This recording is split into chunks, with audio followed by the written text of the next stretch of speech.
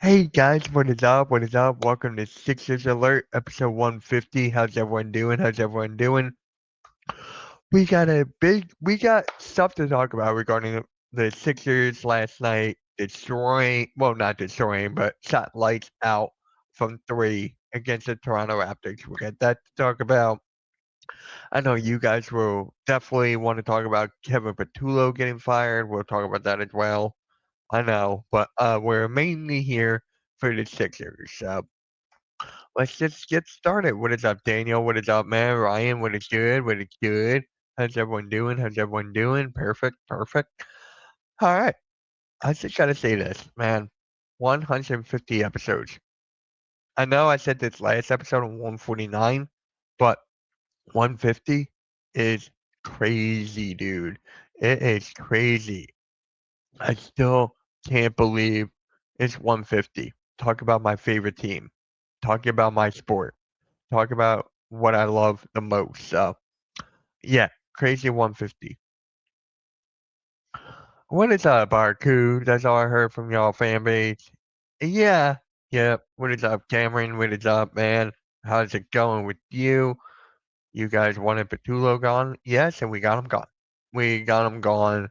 He is out of here. Should have been done earlier, but yeah. But Nick Sirianni is still here, so there's that. But look, who's next for the offensive coordinator? You guys are going to have to tune in Friday on Steampunk Sports PA to find that out at 4 p.m. You guys are going to have to wait for that because that's where I'll talk everything about the Eagles. So yeah. So the Philadelphia 76ers last night shot amazing from three. Shot amazing from the field this game. They could not miss, especially Edgecombe and especially Tyrese Maxey. They could not have missed. They could not have missed. We're going to break down the statistics. We're going to do all that. But first, like, share, subscribe. You know what to do. There's a YouTube short on my channel today. Make sure you go check that out as well. So, without further ado, let's just get right into the stats here. Yes, yes, Kyle Lowry played. Kyle Lowry played. It was in Toronto. They won. They were chanting. You know what they were chanting. So that was just crazy. What they were chanting. What is up, Nikki? What is up, man? Make sure you guys check the NFL Pick'ems tonight at 8 o'clock with Nikki and Agent Warrior X. Make sure you go check that out as well. They got a good show. I can't believe, Nikki, you and Agent work very well together. I love it. I love how you guys do that show together. Like, you guys have chemistry, you guys have everything. So, love it. I saw something about that. Yeah, yeah, Kyle Lowry with Toronto. He wants to retire as a Raptor though. So I don't know how that's gonna work out. So what? Are we gonna have to trade him away? Or are we just gonna let him go? And then he'll just go to Toronto on a 1 day contract. How is that going to work? That's the one thing I'm curious about. Just make it sooner rather than later. Sooner rather than later. So Maxey has been balling and be looked formidable now that he's healthy.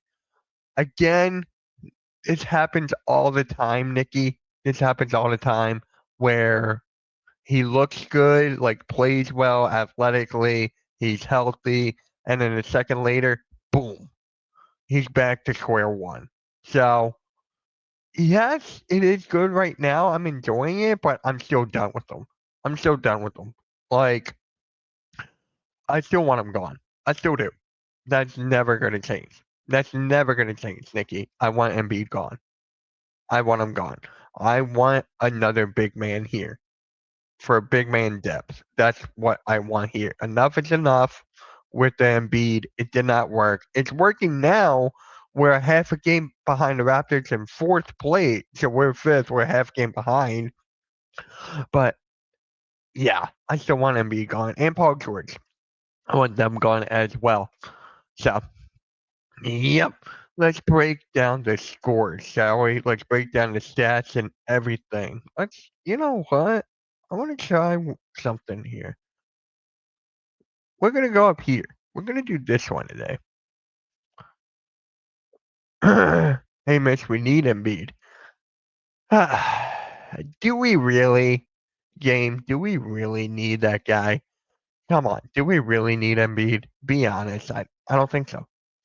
You do need Embiid to play good for his trade value to increase. That is true. That is true. But when you talk about the contract, right, and with his health, I don't know, man. I don't know. Think about it. Because let's say he gets to a new team, right? Hypothetically, Miami, right? Let's say he goes to Miami, right, in a trade, and a second later he steps on the court, bam, he's done. Like, who's gonna want that? What is up, Vic? Vic, how do you feel, man? How do you feel? Mike Tomlin, dude, how do you feel, man? You gotta be heartbroken. You gotta be heartbroken. How do you feel, Vic? Yes, because Edgecombe isn't scoring consistently like Embiid is doing. Edgecombe is a rookie, so he's gonna have his ups and downs, right? He's gonna have his up and down. Like in the beginning of the season, he started off great, then it went down. Now he's back up. So you can't just do that. But Embiid is scoring consistently, but for how much longer? How much longer is that gonna happen?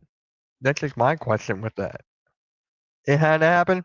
Yeah, it definitely had to happen. Mike Tomlin, he stepped down. You guys did not fire him, which is shocking. That is actually shocking. I thought you guys would let him go, but I remember Blades told me like, "Oh, we don't fire coaches. We just let them go." So, I mean, he steps down, and that's what happened. Who's your next coach going to be, Vic? John Murray's trade talks could be heated up, and he wants to go to Miami. Why Miami? So what? Tyler Hero would have to be in the trade, I guess. Then, right? Tyler Hero. Um, yeah. So I don't know. Like John Moran, Miami, him and Bam, that'd be kind of interesting. But I could see him more in Minnesota. Honestly, Minnesota with him and Ant, I think that will be fun as well. We'll be talking about that on the pick and roll tomorrow at 5:30. Make sure you guys tune in tomorrow at 5:30 for the pick and roll. You don't know? You know, it'd be funny. I saw a picture of this, Vic. What if you get Harbaugh and Tomlin goes to the Ravens? What if that happened? Could you imagine that, Vic? Be like flip flop and be like, so we're not done with each other. We're still on another rivalry. That honestly would be hilarious. Just imagine that. I saw a picture of that actually. I gotta find that. I gotta find that picture. But look, let's go break down the box score, guys. Let's go and break it down. Vic, that'll be hilarious if you guys do that. All right, I want to see how this looks. Not exactly my liking, but hey, we'll try. Let me see how this looks. Not bad. Not bad. Nikki, that would be so funny, right? And it would just be like one day you guys, Tomlin would go to the Ravens and Harbaugh would go to the Steelers, and they'd be like, "Come on, let's go, let's beat our former team," and they'll play twice a year. Mike Tomlin will probably be on Fox. I think he's done with coaching. Honestly, I think Mike Tomlin is done. I think he should retire. He's a future Hall of Famer for sure. Never a losing season. A Super Bowl champion. Yeah, he is going to be done. I could see him on Fox or CBS or something. I can even see him on. I can't see him on ESPN though. That's the thing. I can't see him on ESPN, but I can see him every other place. So, all right. So the biggest thing out of this game for me was obviously the 3-point shooting, right? The 3-point shooting. Edgecombe only missed one three. Maxey only missed three, and it was them two that were just hitting every single three known to man. Because once you look at the other guys, right? Paul George 1 for 6, Embiid 1 for 6, Walker 1 for 2, Lowry 0 for 3. He just sucks him at the end. 1 for 2 for Oubre, 1 for 2 for Grimes. So basically, in the grand scheme of things, it was Edgecombe and Maxey that they were shooting lights out. We basically had the Splash Brothers. That's basically what we had. And that is just something that I will always, like, not always, but this is awesome to see. Awesome to see. I think it happened one time together, I think. But then the other time, I think it just happened one other time than this. So, hey, no matter what, they shot the threes and it was going in. It was just going in. They scored 45 points in the first quarter, guys. The Sixers scored 45 points in the first quarter. Let that sink in. Let that sink in. 45, then 35 in the second quarter. They finished with 80 and they won 115 to 102. The second half, they played a little more conservative, I guess you could say. I guess they weren't trying to push it, don't want to go extra hard. But hey, this worked. This worked for the Toronto Raptors. For the Sixers. This is a revenge game for sure, guys. This game was definitely a revenge game because once you look at this, right, and the heartbreaking loss we had the night before, it showed how Embiid and Paul George were important in this game. Like what Game said in the chat, actually. Embiid and Paul George were so important in this game that the first game we weren't like hitting our shots like we were tonight. That spaces the floor. It allows Embiid to do his thing in the post. Paul George did step up in the fourth quarter and knock down his shots. He finished with 15. So this was a very good showing shooting the ball. I thought you said 65. Did I? No. Not you, Sky. Here we go. Dude, then come up with something different. Like I'm actually gonna be reacting to a video called Urinating Tree on it or Urinating Trees Cry Equals Cry, so come up with something better. Nick Sirianni better get used to Cancun. Well, he's still in the organization. He's still there. Patulo is gone, thank God. But yeah. Mm-hmm. Yep, for sure. Now, I want to talk about the defense because when you look at the perimeter defense and you look at the 3-point shooting for Toronto, Toronto shot 6 for 37 from 3. They shot 6 for 37 from 3. That is something you don't really see against the Sixers. They usually hit their shots. But this game, the Sixers were definitely locked in on the defensive side, especially perimeter, causing them, to close out, to defend the three, and it worked. It definitely worked. I know there was like one game against Orlando where both teams could not hit the three to save their lives, but this game was just a very good game on both sides of the ball for the Sixers. I forget how many blocks we had. Oh, we had 2 blocks. Oh, I thought Sixers had more. Sixers had 2 blocks, 4 steals, and here's something for the Raptors. They had 7 steals. So they would keep on stealing the ball from us, and we were still winning. Our biggest lead was 33 points. Our biggest lead was 33.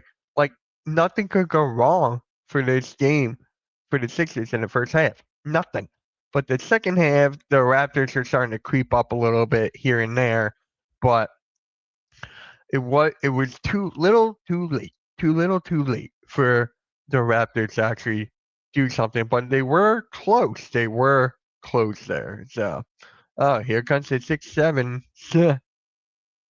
Here comes the 6-7 commands. There you go. And a cool cat beep. There you go. 20 and 24, 25. 6 for 37 is then it's worse than us versus the Nuggets. Dude, we were just defending them on all costs. All costs, the defense was top notch. The defense was just top notch. So you could like literally be happy on both sides of the ball. There's nothing wrong that went down for this game. Nothing went wrong. Okay, correction. One thing went wrong, and I said this in the beginning of the game yesterday on the play-by-play. The Sixers had to box out the Raptors from getting the rebounds. The reboundings are key against the Toronto Raptors. They're a bigger team than us. They crash the glass. They go for second chance points, especially off of the offensive rebounds. And when you look at this, we lost off the rebounding by 2 boards. We lost 36 to 38. They had 15 offensive rebounds. The Toronto Raptors had 15 offensive rebounds to our 5. This can't happen every single night. This can't happen because if it does, and we're going small ball like we had Oubre at the 4, we had Paul George at the 4. That's considered small ball. So when you're like that against these other bigger teams, it's going to be tough for them to box out, obviously. But look, it was a good game all around. Good game all around. It's just rebounding. It's good, Nikki. There's that. It'd be a good team if you went by Nick and your dad would see. Now, yeah, nice try there. I know that joke. All right. So the playmaking, right? We had 22 assists. What I've noticed from the last couple of games, ever since Joel Embiid and Paul George were in the game, it's just the ball movement flows so fluid with them in it. Yes, it does slow down, and it does have, and you do go through Embiid in the post and let him do his thing, but it spaces the floor, and there's a couple times where the ball movement is so good, like you could see it go from one side of the court to the other side, try to get the right guy to be open, and it's just perfect. It was just perfect ball movement, and this is something we were lacking last year. Last year we had to deal with injuries. Last year we were slow. Last year we were old. But now we're like we're young, we're a team, cohesive team that flows, has chemistry. We're a run and gun kind of team now when Joel Embiid and Paul George are now on the floor. But yeah, this is something that we got to talk about more. We got to talk about this more. Like, seriously, the playmaking by the Sixers is really underrated. Really, really underrated. And you got to put respect on that. You just gotta put respect on that. So there's actually something I want to talk about here. I found this on I think it was Twitter or here. I want to talk about this something real quick here. I think it was Facebook or something. Hold on. All right. There is something on this I want to talk about. Let me see if I can pull this up. Actually, you know what? Nah, let's just talk about it. Eric Gordon, right? Let's talk about Eric Gordon for a second here. He hasn't been playing in a while. I don't know if you guys have noticed that, but Eric Gordon has not been playing, which is honestly good. It is honestly good that he's not playing because he is older. He's not as good as he used to be. He's missing his shots. He can hit a 3 here and there. He can be consistent here and there. But with him now on the floor, that means you're doing something right. That means you're doing something right when Eric Gordon is not on the floor. And then you have Jared McCain out there. And Jared McCain is not exactly the best player as him. He's not exactly what he was last year. He's not. But I'd rather have Jared McCain out there than Eric Gordon. Sixers are doing something right. And yeah, Jared McCain could be that guy on his way out. Could be definitely that guy on his way out.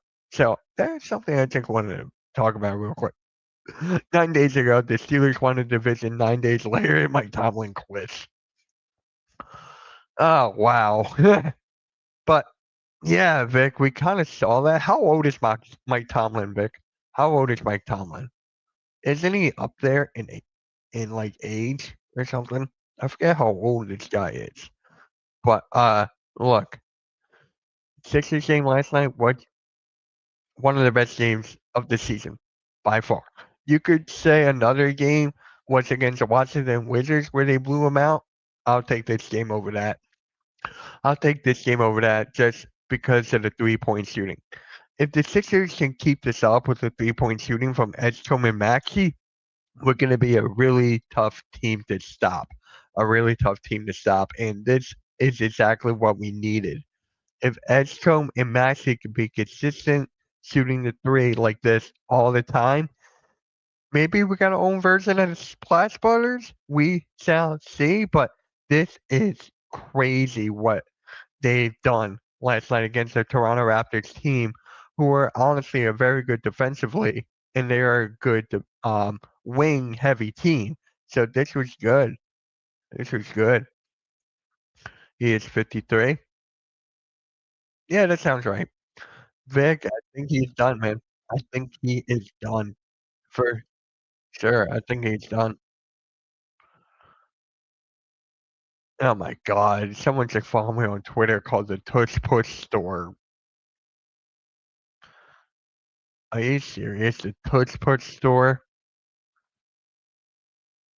Someone actually named their Twitter account that? The Tush Push Store? I gotta admit, that's kinda funny. But, yeah, no. Yeah, the Tush Push Store. Yeah. So let's just get back in I wanna see the Raptors off or the Raptors, how they look at the Raptors starting 5. Just look at this starting 5 right here. Hold on. Edit to the screen.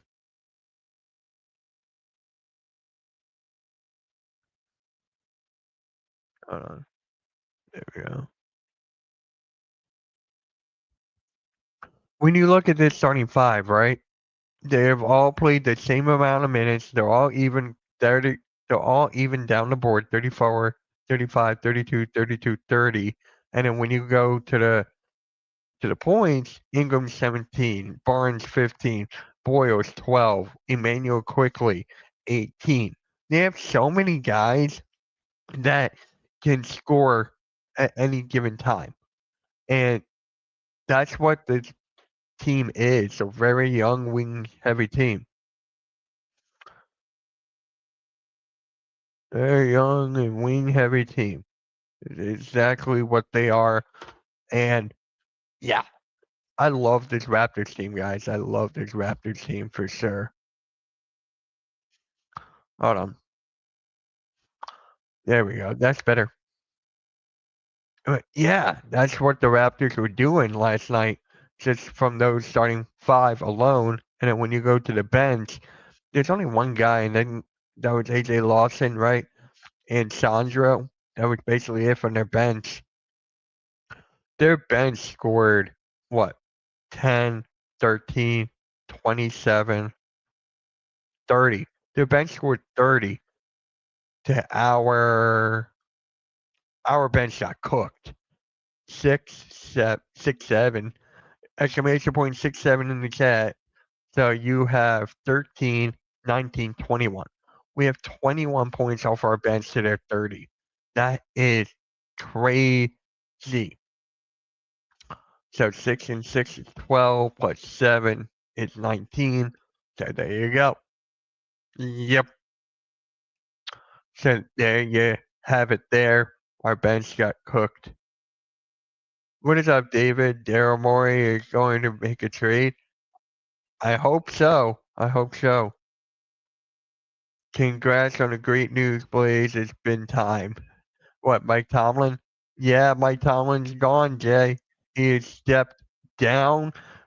Make sure you guys check out the Pick'ems, NFL Pick'ems tonight at 8 on Hardcore Sports Network with Nikki and Agent Warrior because they will be talking about that tonight as well. And I am streaming the Spurs and Thunder tonight. I am streaming Spurs and Thunder tonight. Make sure you guys all tune in for that. So, yeah, there's nothing really to talk about here with this. Like, obviously, the Sixers shot well, they played well. Embiid had a good game, 27, 8, and 4. He did turn over the ball a lot, but when you're winning by this much, it doesn't really matter. But when Joel Embiid takes the ball up, they double him and he throws into like a out of bounds. He can't throw it to a teammate. He just turns over the ball. He had 7 turnovers. Isn't Joel Embiid like averaging like 4 to 5 turnovers or 3? Yeah, guys, look, Joel Embiid this season, he's averaging 3 turnovers a game, and his career is 3.4. So, Joel Embiid needs to learn how to control the ball. He needs to know how he needs to know how to take care of the ball. Yeah, have fun on the pick'ems tonight, Nikki. And Spurs Thunder should be a good game. It definitely should. Yes, if the San Antonio Spurs win against the Thunder again, dude, I'm like, wow. If that happens again, that's gonna be funny. And the game's on Peacock, so I got the Peacock, so there's that. There is that. So, all right. So, yeah, Joel needs to take care of the ball more. That's the only thing. I'm gonna stop saying that. I'm gonna go here. So, yeah, yeah, very, very good game from the Sixers. I loved every second of it. And if you guys missed my play-by-play, go check it out. It's still on the channel. And go check out today's YouTube short. That is out as well. So,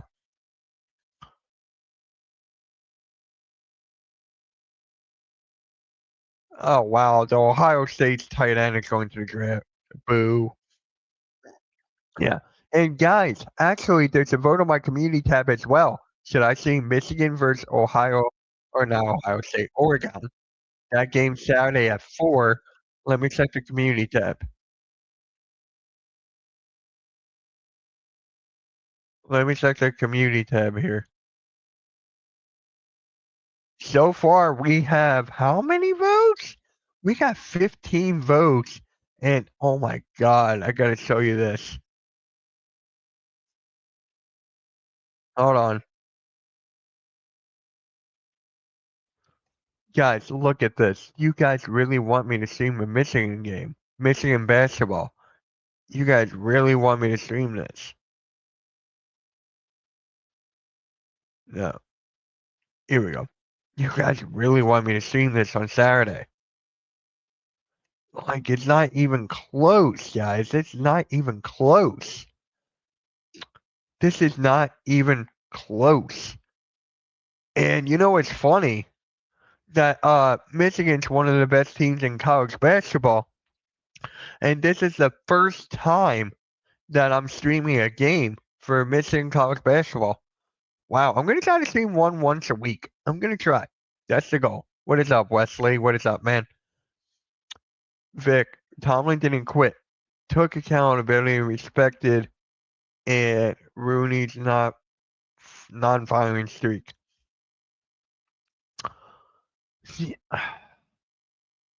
It's just like 19 years, never had a losing season, right? He's never had a losing season, and he'll only have one Super Bowl to show for it. 19 years, never a losing season, but only has one Super Bowl. So, yeah, great career for Mike Tomlin. Great, great career. So, great, great career. Actually, there was this video I wanted to react to. Let me see if I can find it. Let me see if I can find this video. Let's see. No, not that one. Not run it back. There was this video I wanted to react to. Is this it? This is the founder missing piece. Yeah, I think that's it. I think that was it, right? And the Sixers win the East. Actually, Let's go to this one. This one looks appealing.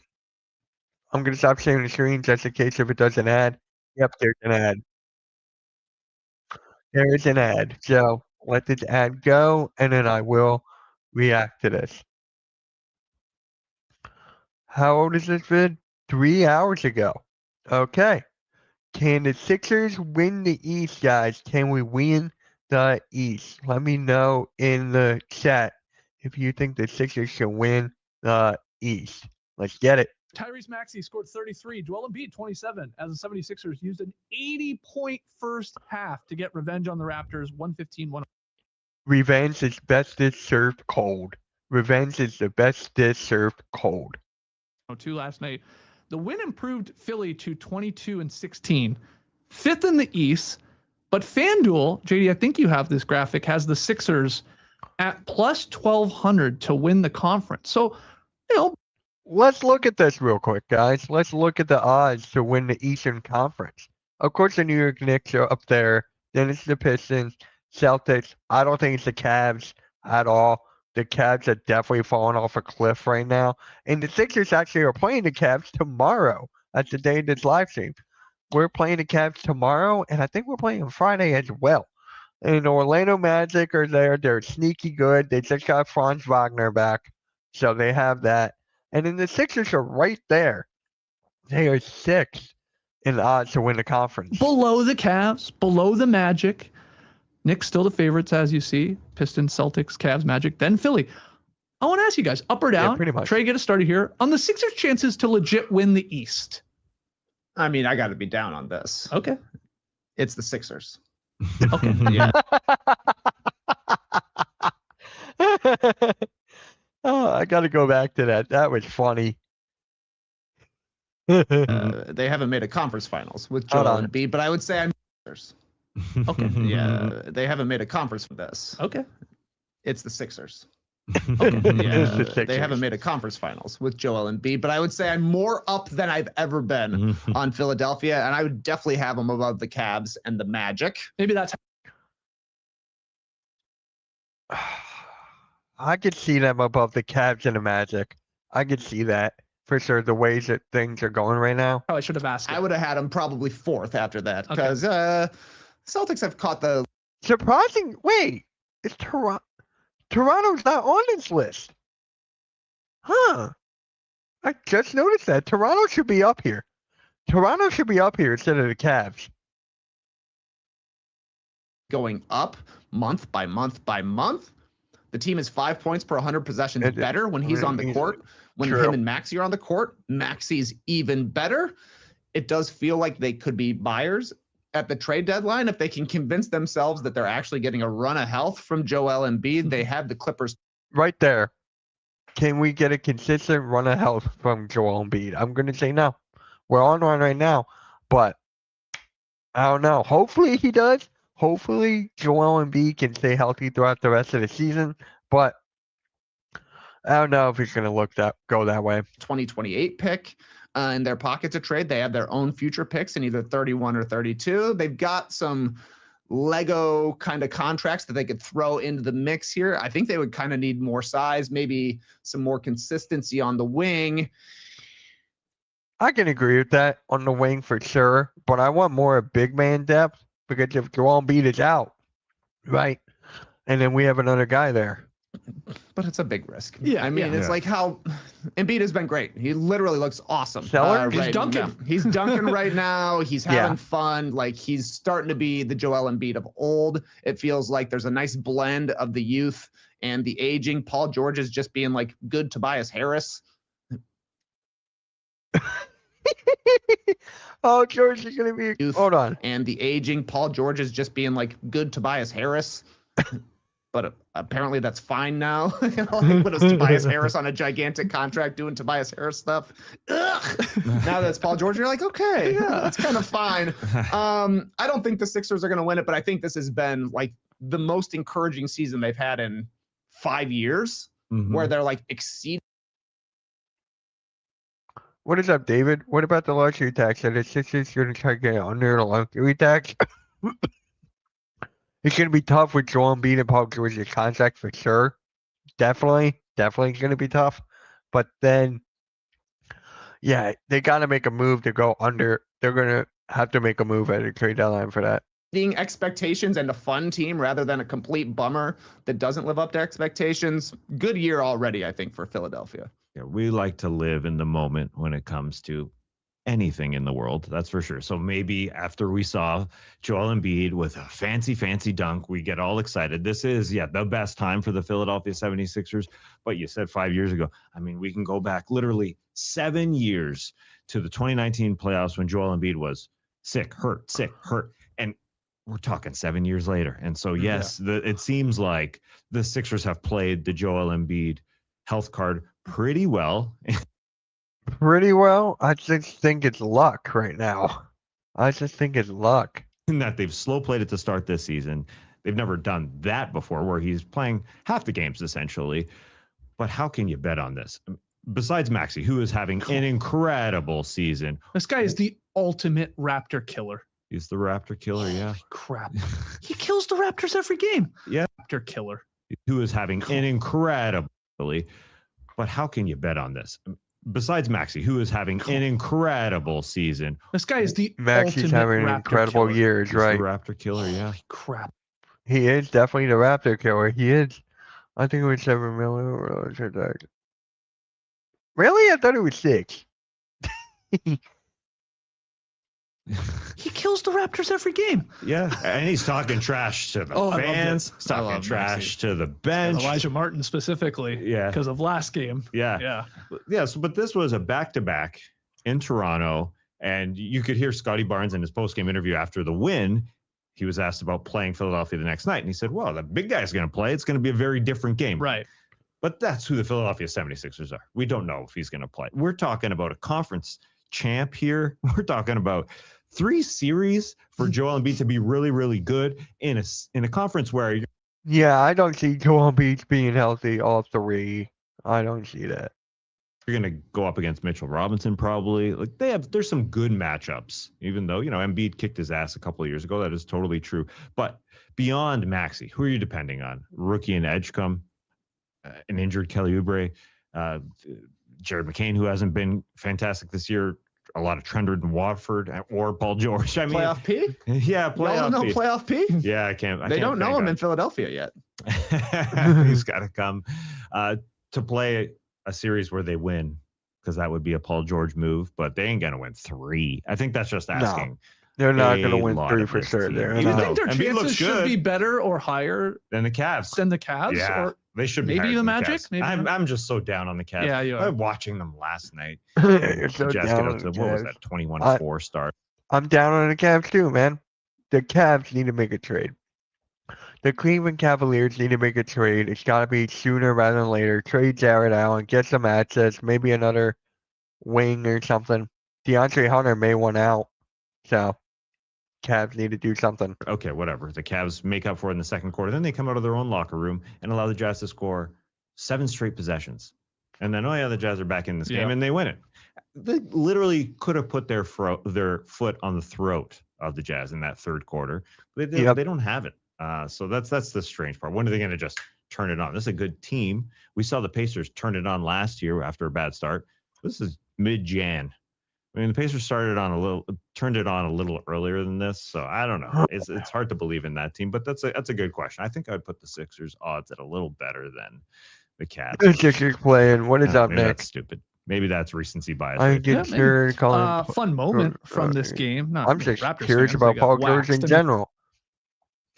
Paul George is playing good in the fourth. Like, he's stepping up in the fourth. His defense is there, sort of. But, I'm just more concerned about Paul George than anything. Joel Embiid, we already know what's going to happen with him. We know what Max is doing. We know what Edgecombe is doing. What is Paul George going to be doing, right? Paul George, is this going to be the same guy we get all year? Or is this going to be a guy who doesn't step up at all and gets injured and all that? I don't know which Paul George we're going to get for the rest of the season. I don't. This game said 115-102. It was not even nearly that close. It was basically a 30-point drubbing. But Kyle Lowry, got a rousing standing ovation when he checked in to the final, about 2 minutes of this game in Toronto. We had the "We Want Lowry" chants going. Nick Nurse obliged and got him in there, and you had 18,000 plus going nuts for the GOAT, the greatest Raptor of all time. And Lowry, he was there for these 2 games, and obviously there was a lot of media attention. And I saw a clip going around. They had cool Lowry sort of photos and stuff in the hallway, and he's recording them all. I mean, he reiterated his plan that he eventually wants to sign a 1-day contract and retire with the Toronto Raptors. Like, it's happening. Mm-hmm. Yeah, he's going to retire with the Raptors. It's only a matter of when. Like I said earlier in the stream, how is it going to happen? Are we going to trade him now? Are we just going to let him go and let him go with Toronto for 1 day? How is that going to work? Please just take him away now. And tell you what, Tess, I don't know about you, but I'll be looking into flights home for a Lowry jersey retirement when that happens. Oh, yeah. I'd love to be there. Cool. But yeah, this was cool. This was fun. And like, he was living it up. Oh yeah. His Sixers teammates were loving it. I mean, he's a beloved guy. I mean, obviously the Raptors fans were going nuts because what else were they going to cheer about last night? Well, yeah, I thought it was a good moment. Yeah, he came out and fired away. He took 3 shots. Three shots in 2 minutes. I love the "We Want Lowry" chants are going, and you can hear Devil on the broadcast. They're like, "Oh yeah, Lowry hears him. He's warming up," and his warming up was like blowing on his fingers. Yeah. I'm sitting here for a while. He's not stretching. He's like, "I'm not gonna stretch." He gets in, he checks. He's like, "I'm guarding Garrett Temple." That guy. Let's call George Philly P. I agree, as you never what you're going to expect with Embiid and George health-wise. I hope they stay healthy, but I'm always concerned about Embiid and George. So am I. Yeah, I can name some players too. I can. On that Raptors team, yeah, I definitely can. He was just like I guess he was more that voice, that leader, I guess. So. That goal too. He's not doing anything either. He's golfing, buddy. Yeah, it was perfect. Yeah, I was watching him stand up. I'm like, does he have a jersey on under that jacket? Like, is he planning on playing? He hadn't played since like before Christmas, maybe, or very long time. He barely plays, of course. But Nick Nurse, their head coach, has to pull him off the bench. Won a freaking title with him here in Toronto. You got to pull him off the bench for that moment. The hallway going into the Philadelphia's locker room, as you said, photos of Kyle Lowry. They're all digital photos. They switch them up.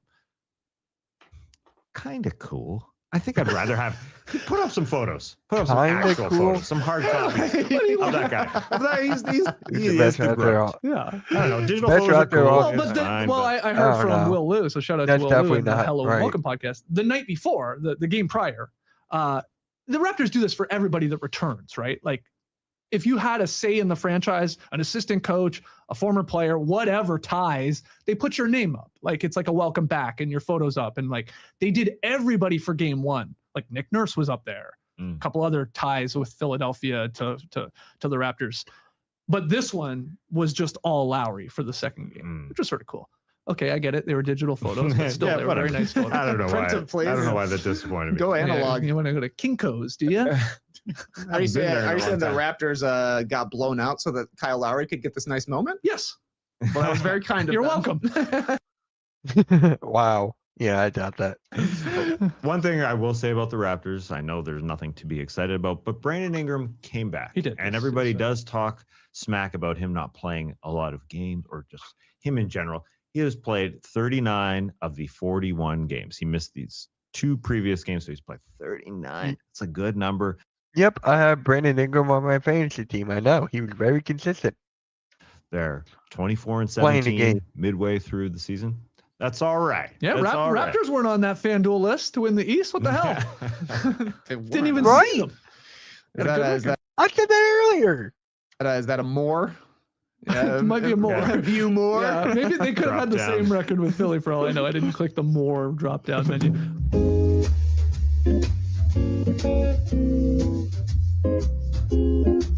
All right. There that is.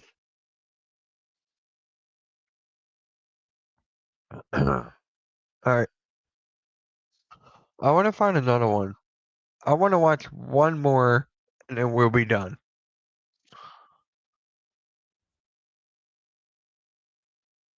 Oh, shoot. Halftime's live? Oh, wow. I just noticed halftime went live. He just went live 45 minutes ago. Oh, wow.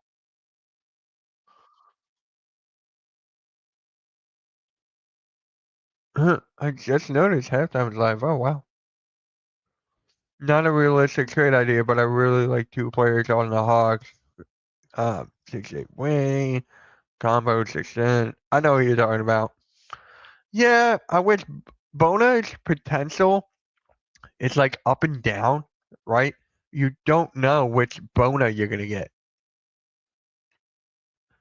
Carter, but hopefully better than him. I'm surprised you didn't even put Kawhi at 1. I'm surprised you didn't even put Kawhi at 1. I would have put Kawhi at 1. Yeah, I know what you mean. Yeah, I know definitely what you mean, David. Definitely. Yeah. Let's find another Sixers thing. I want like a hot take vid. No. This one with Lou Will? Nah. Haters, no.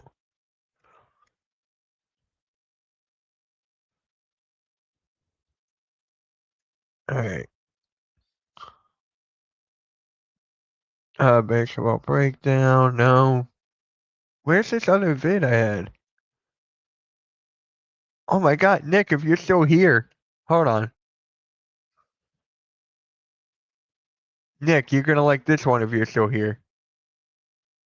What is up, Phil? We're deadline 1 for the Sixers, another center. If Joel went down, someone else because Drummond can't play. I said that earlier, dude. I said we need more big man depth because of the fouls, right? The fouls, if they're good, if they get 3 fouls off the break, out the gate, there's that. And with McCain, right? McCain could be that trade piece to get another big or another wing. So, and here, oh, there we go. Here's the other video right here. Here we go. This just got real. Here. This guy kind of speaks out of pocket a little bit. What is going on, my crazy 76er fanatics, guys? Thanks for stopping back in for another daily pod with your daily 76ers discourse and discussion. First and foremost, the likers, the watchers, the commenters, and the subscribers. Thank you guys so much for helping this channel grow, the conversation continue to flow, and keeping Yeah, the Sixer discourse on. That's another good point right there, Phil. That's another good point right there. With Embiid taking a step back, this has opened the Sixers to so many more opportunities on the floor, like spacing the floor, the run and gun, whatever you want to say, just have the offense flow. This has opened so many doors for the Sixers offense. It's kind of like what the Timberwolves did. The Timberwolves had to let go of not Kyle Lowry, Karl Anthony Towns. They had to let go of Karl Anthony Towns so that way it was Ant's team give him the keys, right? Are they going to trade Joel Embiid? Probably not, but it was nice to see Joel Embiid not be the first option anymore. But it still kind of bugs me that they run through Embiid a lot. They still go through him at times, and I'm like, no, Nick Nurse, what are you doing? You got to change that up. But yeah, I like that. One thing the Sixers have been keeping up with, that's the drama around the NBA. McCain, Gordon, Edwards, and maybe Oubre I'll consider trading. Eric Gordon doesn't even play anymore. I was talking about that earlier. Eric Gordon's like basically there. Oubre, that's a tough one. Edwards, I'll trade. McCain, yeah. Oubre's a tough one. You could definitely get some value for him. But as you could tell, Oubre, when he was out in the beginning, we had a hard time finding a rhythm. Oubre's that glue guy. So if they did trade Oubre, maybe, but I don't see that happening. Hey, I'm not arguing with you. What center would the Sixers trade for? That's exactly who's on this thumbnail. David, this video we're reacting to right now, it was Huff on the thumbnail. So it's actually kind of funny you said that. There wasn't any source of just making a point that Kyle Lowry is the best. Yeah, I know. I would have put Kawhi Leonard first. That's just me personally. But yeah, I get what you're trying to do.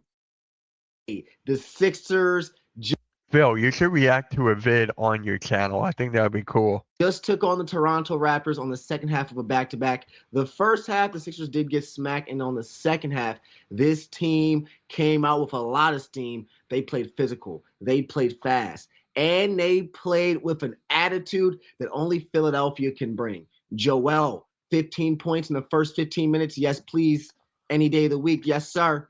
Give me more. Give me more. Tyrese Maxey was absolutely MVP caliber once again. The question is, What the hell is are he the doing? Sixers real contenders or are they just considerable pretenders? Well, if you ask NBA analyst Austin Rivers on if the Sixers are becoming legit title contenders. All right, let's read this from Austin Rivers. Let's take a sec. Let's take a look. The key for this thing to work, can Joel buy into being option number 2? I don't even think he's option number 2. You can make a case for him being 3. You can make a case for him being 2 or 3 or 4. You can make a case. Option number 2. You had a great run. You were the guy that started to trust the process. That process is over. It's Maxey time. Now he is a superstar. Is Tyrese Maxey a superstar? I'm asking you guys legitimately. Is Tyrese Maxey a superstar now? Because Brunson is considered a superstar, right? So you can make a case.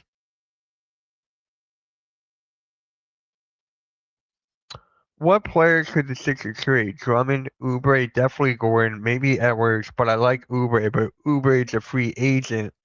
Doesn't have a player option, but they think Oubre, but maybe McCain, but his value is low. He's still McCain. You can attach him and a pick. So Thunder Squad. So send me the link to that. Has been good. I think he is. So you think Maxey is a superstar? I'm gonna make that a vote on Instagram. I'm gonna make that a vote everywhere. I'll do that one tomorrow. So I think Austin Rivers thinks so. The key for this thing to work, can Joel buy into being option number 2? You had a great run. You were the guy that started trust the process. That process is over. It's Maxey time now. He is a superstar. So for this team to contend for a title, Austin Rivers and many other analysts in the NBA says that Joel Embiid has to take a back seat, no longer be the bus driver, but be one of those bus riders. And it's okay to get on the bus sometimes and chug along, because not only does Joel ride the bus, he also helps it move. When the bus gets stopped, when the bus gets stuck, when it's out of gasoline, you need big old giant Joel to push this big old bus along, and that's exactly what he's doing, guys. He's doing absolutely with his injured knees. I did see the guy thumbnail J Huff, but man, I really like the Hawks. A Kongwu, I do too. But Huff is a small contract. Yeah, a Kongwu, dude. I'm a huge fan of a Kongwu. I'm so frustrated what the Sixers should do. Hey, when the trade deadline comes, right? Guys, when is the trade deadline? Can someone let me know when the trade deadline is? I think it's February 8th. Correct me if I'm wrong. But during then, I might go live.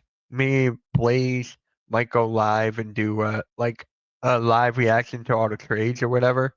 So there's that. But I just want to see mock trades too. If anyone thinks the Sixers are title contenders, they're out of their damn mind. Huh? You're preaching to the choir. What about your cousin? All right. nothing wrong. Austin Rivers saying that Joel Embiid needs to be option number 2 for this team to stick together like glue is factual. And it's actually what needs to happen for the Sixers to contend. Because Tyrese Maxey, a top 3 scoring leader in the NBA currently, is in the same conversation with Luka. In the same. Hey, we just gained a sub. Thank you guys so much. Thank you. Thank you guys so much. That means a lot. Thank you. Same conversation with Shea, and then you got Tyrese Maxey rounding out that top 3 of bucket getters. Love to see it. When you have someone scoring that much, a prolific scorer. Yeah, I want to read this comment real quick. Reese or Batsy, Mo Bamba are free agent in case the Sixers trade Drummond. But if the Sixers don't get a center back, deadline is early February 4th, 5th, or 8th. Guys, we're going to do a I'm thinking about this for sure. Maybe a Sixers call, maybe people to call in and talk about the trade deadline when it gets close. Maybe I'll do that at some point. Stop it. Listen, I'll give them a play-in now, but goddamn, they win a couple games or back. Bruh, you know. I had them in the 11 seed going into the season. I'll give them 8 now in the play-in. At least you're not giving them MVP like halftime. Celtics need a center as well. The Celtics are interesting because Jaylen Brown is killing it right now, dude. Jaylen Brown is so fun to watch. He's one of my favorite players in the league. So, great. Yeah. They miss Horford. You got to give them some help. I just said that. You got to make their job easier. You got to make their reads, looks, and progression a lot simpler. Give them open shots. If you give Maxey the opportunity to not face doubles and not face triples, get some isolation scoring going, get some one-on-one matchups, and attack closeouts, you're looking at a playoff caliber 40-point-per-game player. Maxey is a 3-level scorer. No, he can shoot it from 3. He can shoot it from half court. He's not either. And, of course, he can finish at the rim with some of the best of them. So giving him a real number 2 option is clearly what he needs to succeed. All great players, all great superstars who climb that mountaintop, who get to the finals, who get to the Eastern Conference, Western Conference finals, they have a number 2. When Luka was with Dallas, it was Kyrie, a true number 2. When Shea Gilly's over there in OKC, he's got Chet, he's got J-Dub. Yeah. He's got number 2 options. And he's got a few other quality. Whenever I'm bored, I watch this guy. Maxey's a star, and I guess a superstar is the next level. I don't know, but I love Maxey. I'm going to do a vote on my community tab tomorrow across social media. I'm just curious. Why do people do this? All you're doing is setting yourself for disappointment. Yeah, kind of like the Eagles. Players. Halliburton had Siakam.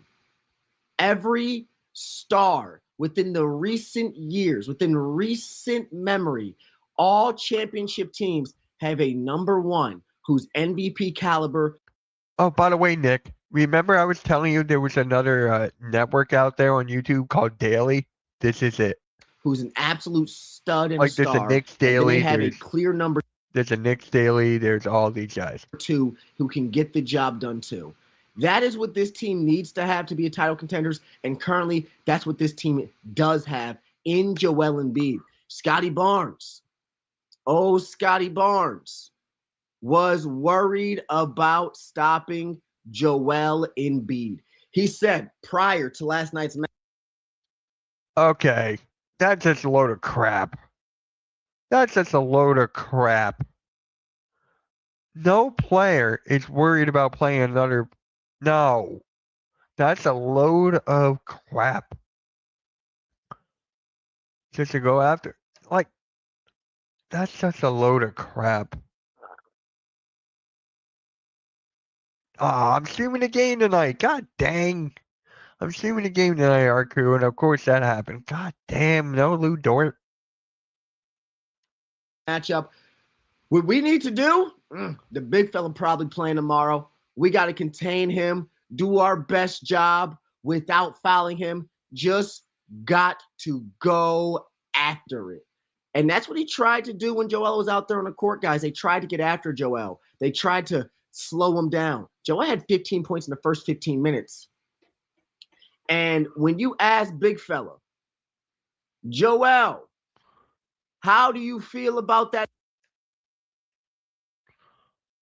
Following sports is just like a cool hobby. Win or lose, being excited or frustrated, it's just a hobby kind of thing to follow sports. True. It is definitely a hobby. You can definitely make money off of talking sports. You definitely see that. But yeah, nobody fears Embiid anymore. I mean, come on now.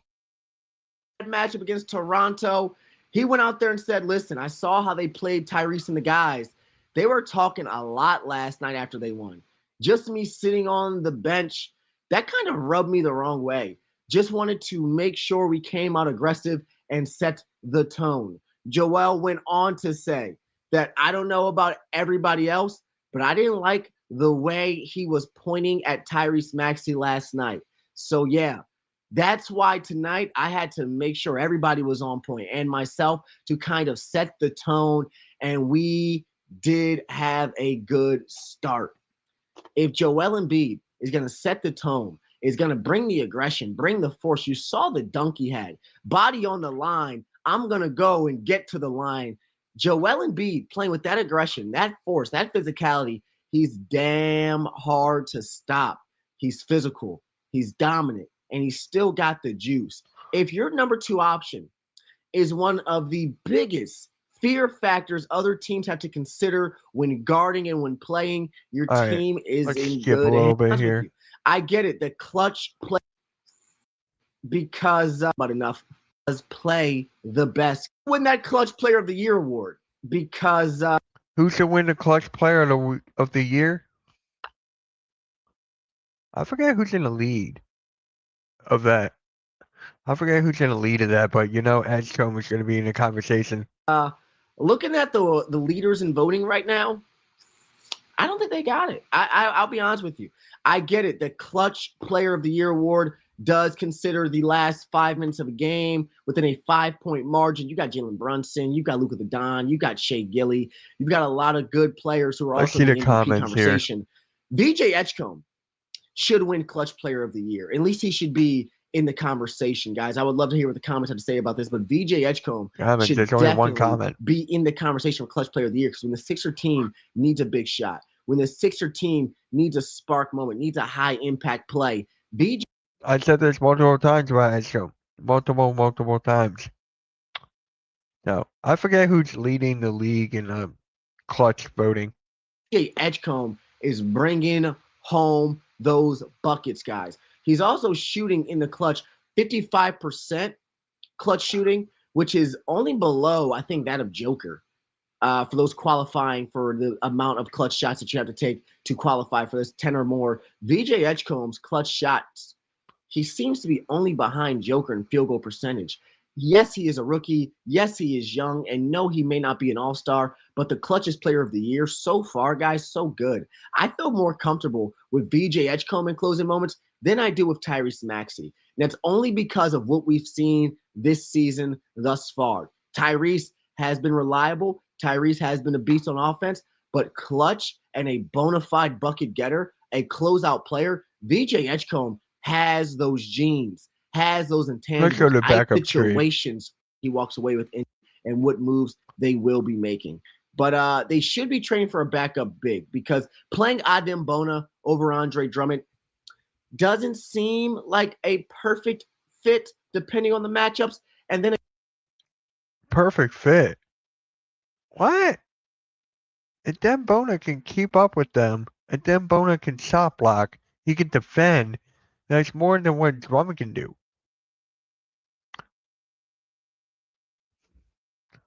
Like, what? Again, playing Andre Drummond over Adem Bona, it doesn't seem like a perfect fit depending on the matchup. So both of these backup bigs have things that they do extremely well, and then things that they do considerably bad, and they really don't intertwine. I mean, Andre Drummond's a worlds above of a rebounder than Adem Bona, but Adem Bona is much more of a vertical threat and a rim protector than Andre Drummond currently is at this stage of his career. So both of those guys bring good things and also provide lackluster effort on other ends. Andre Drummond's a better three-point shooter, and Adem Bona is not a shooter at all. We don't want Andre. He can develop into that. When healthy, playing well, teams are concerned about Embiid.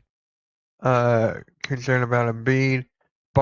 from the Raptors said himself, look what happened when Embiid played in the second game against the Raptors. Embiid helped Sixers win.